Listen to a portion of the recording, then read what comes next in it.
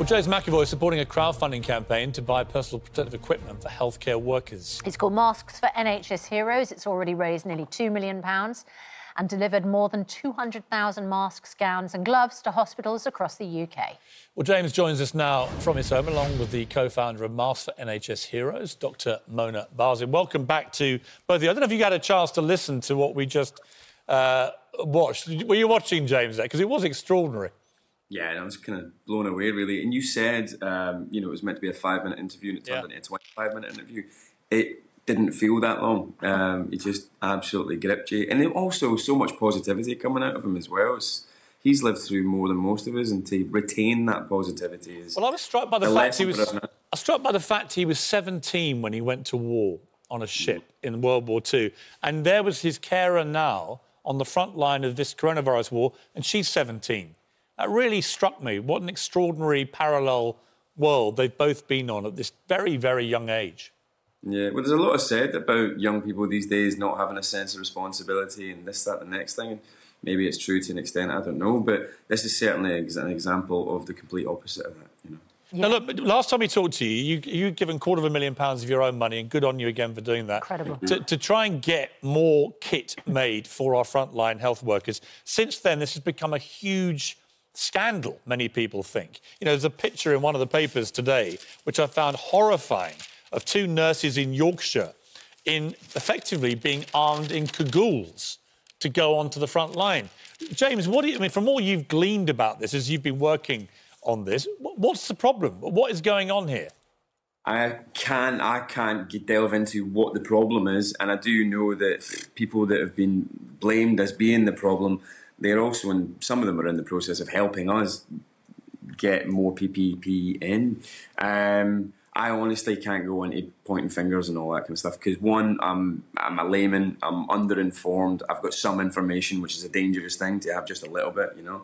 So I'm not going to start pointing fingers, but there's clearly a problem somewhere along the line, whether it's a shortage in supplies or it's a problem in distribution. Either way, there's a failure there somewhere. And what Masks for NHS Heroes is trying to do is trying to augment the stuff that's coming in from the government already. We're trying to help plug gaps and put fingers in dams. And so far, the British people, and people around the world actually, have been so incredible in responding to the appeal. And we've made we're just under £2 million today. So, you know, we're trying our best, you know. Yeah, Dr Barzin, how are you managing to do this? And why is the issue with PPE so sticky?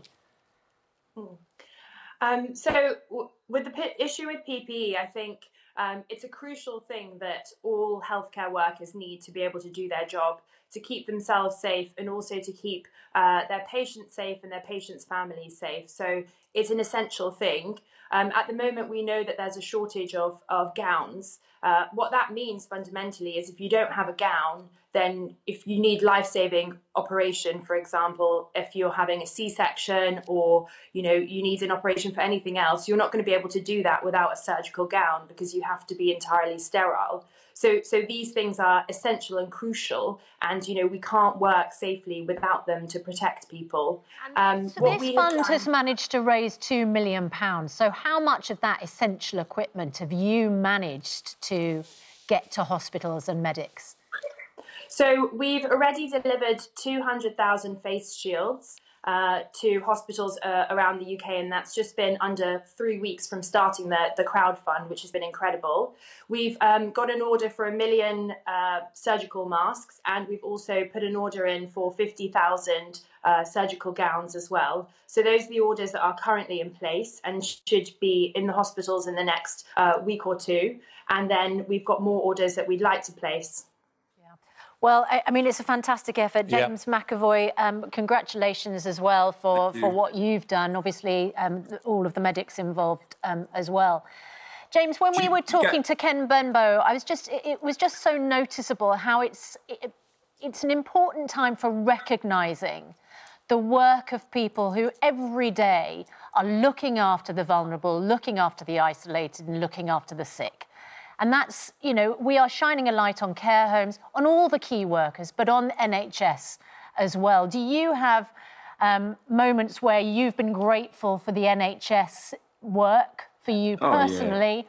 Yeah. Is this a moment when you feel like you can give back?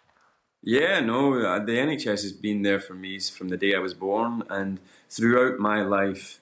Me personally, they have saved my life, which I won't go into too much.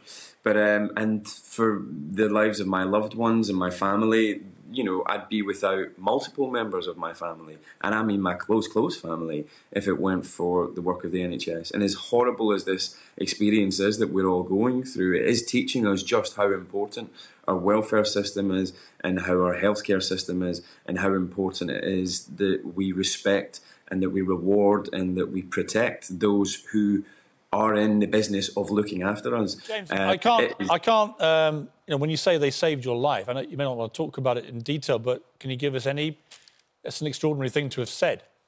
Yeah, no, well, I think a lot of us are in that similar position. You know, where you know, in a less civilized society, in a less developed society, you know, random everyday things might kill us, but we live in what we call civilization. And what is that? That is that you can fall over, bang your head, and you've got this beautiful thing called the NHS, which will save your life.